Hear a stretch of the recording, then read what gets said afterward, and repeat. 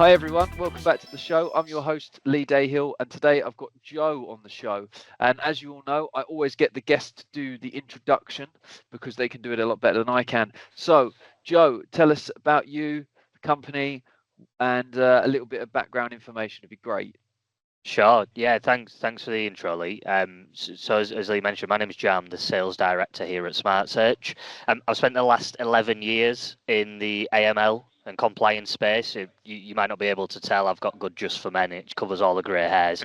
Um, this is my second stint with SmartSearch. I started my career with SmartSearch back in 2016, where electronic verification was a very, very new thing, an exciting thing. Think about AI now, right? It's probably Yep. similar at that point. I left for a couple of years and worked for some competitors. I can't tell you who, Yep. but then I've come back in January, which is really exciting to Wicked. engage in a new stage of SmartSearch's journey. Wicked. So look, let's talking about the journey. Let's take it back to the beginning. You know, for most people will know this, but it's just good to cover the bases. What is money laundering, and why is the property sector involved in combating it? Yeah, great question. So if we think back to the original set of regulations, there's been a requirement from the HMRC for entities to verify the individuals and the companies that they're working on behalf of. Now, if we think about the property market, naturally it's high risk. These are high value transactions that are going through. So we need to get really comfortable that the person who we're working with is who they say that they are. And it sounds really simple when you boil it down to that, but there's so many different ways that you can go about it, whether it's through electronic verification, which has become more of a recognized route to verify more recently, or you can do it traditionally by collecting documents, whether that's passports, driving licenses, utility bills.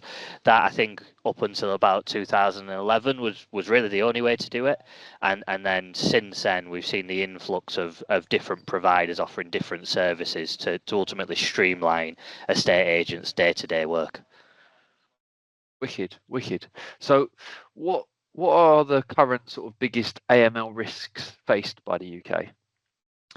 Um, I think there's so many. If we think about fraud and the evolution of fraud, a couple of years ago, probably nobody was speaking about DeepFakes and what that meant for identities and synthetic identities. These were words that nobody really used in their day-to-day life. It felt very James Bond.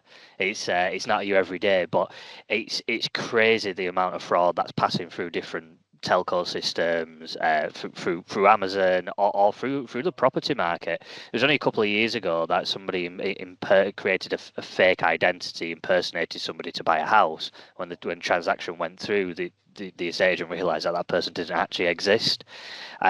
It's we're living in strange times, Lee. It's becoming more common, so I think that's a huge risk, and because the property industry is really at the forefront of that, and it's a very lucrative way to launder money. The HMRC and the regulators put a lot of, it's a big ask on entities that you guys serve. So I guess that's really why people like SmartSearch and others exist to try help where we can. Okay. And what are some of the red flags that property sector should be aware of? What do you think? So we often talk to our prospects about speed. Speed is always one of the red flags to look out for in the estate agency market. If somebody's looking to move super quickly on a transaction, it's hard to question why when the amount of money that's available on the table can put pound signs in your eyes. But a lot of our prospects tell us that the biggest risk that they see is when one of their customers is trying to move at speed and is either reluctant or doesn't provide the information that they need from a compliance perspective, which can cause friction internally. We encourage, or our prospects view, compliance as a competitive advantage. But if you don't have the right processes in place, you often find that it slows down the transaction rather than enabling the transaction. So I think we have to have a look internally. We have to have a look at our own internal processes and work out, is there ways that we can mitigate risk, whether it's slowing down the transaction to make sure we've got the right information in place, whether that's putting more procedures in place which enable our sales team to go out and complete a transaction effectively, or whether it's a case of we need to have a think about what our escalation process looks like internally so we can be really comfortable with that transaction. Okay. And how can technology help improve the fight against the sort of money laundering? Yeah, I think as the world evolves, we've become more intelligent. Fraudsters have become more intelligent, and people who work through organised crime have become more intelligent. Their means and ways of committing money laundering requires a more intelligent approach. The old school way of collecting a utility bill, which you can now create on ChatGPT, and to the naked eye would look like a perfect British gas bill, those times are gone. So I think when you look at technology, the question becomes, okay, how much more efficient can this piece of technology make me? Whether efficiency is internally or externally with our customers, does it help me meet my regulatory requirements? So am I comfortable if the HMRC come knocking tomorrow? I've got all my records and my audit trails, all my suspicious activity reports, everything in a nice uniformed manner. And then the third and final is, does it give me a competitive edge against my competitors, whether they're next door, down the street, in a different postcode, who are all fighting for that same customer to sell that property? The experience that you provide in the compliance process will give you that edge over somebody who has a little bit more of a sticky process or a drawn out process. And just touching on AI there, do you think AI can help spot patterns of suspicious activity? Oh, absolutely. It's becoming, if not already, more intelligent than humans.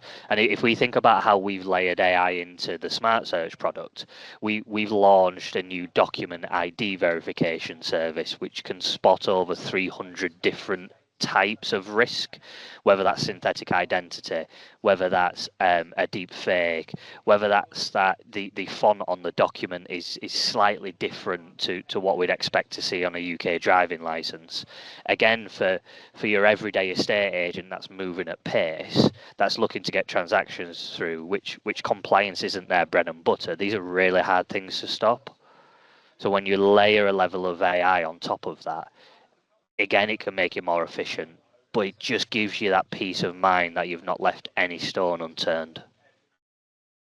100%. And you probably just mentioned one, but has SmartSearch got any innovative tools that are being developed recently? I know that you just pretty much said one on the AI front. So is there anything else? We've got so much coming in the roadmap, Lee. So our bread and butter is all about electronic verification. How do we streamline the identity process as much as we can through 3 different credit referencing agencies, so you're not having to go to your customers and collect documents every 2 seconds. But we're really accelerating our growth in the estate agency market. We currently have 2,000 estate agents in the UK that utilise our service, and now we're looking to bring to market a source of fund solution, which we're going to couple into the estate agent package. These are all exciting things that we're going to build on top of what we've brought to market already. Lovely. And the rules and laws and regulations are changing all the time, as you know. How do you think the industry can keep up with compliance?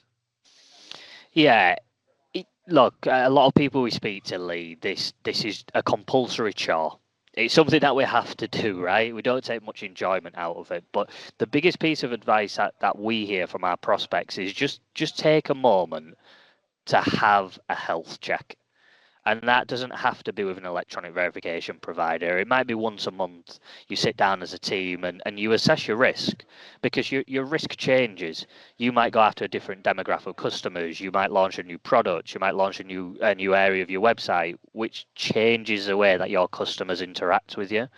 But if once a month or once a quarter you sit down as a leadership team and say, okay, how are we managing our risk? Is it efficient? Is it effective? I think that will help you keep at the forefront of any changes that come into play, and also mitigate your risk as it changes with your customers. And that's some great advice there, Joe.